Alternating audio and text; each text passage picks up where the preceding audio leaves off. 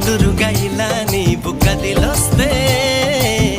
మనసిక ఎటో వెళ్ళిపోయే